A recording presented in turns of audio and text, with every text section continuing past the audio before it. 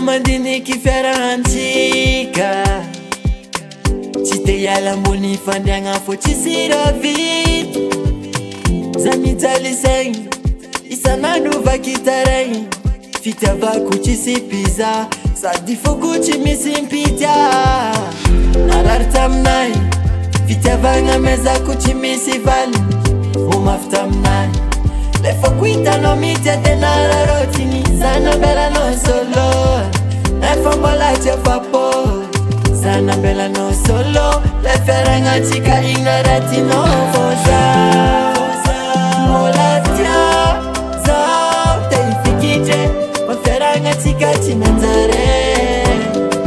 Zaho mankatia zaho mbo niharitry fa fiaragnantsika tsy nanjare.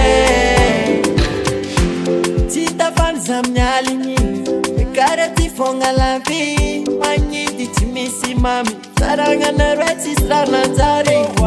Vory vola tsy atokagna za nambelanao raika le holo mbona antenaigna vo maikanandrobadra.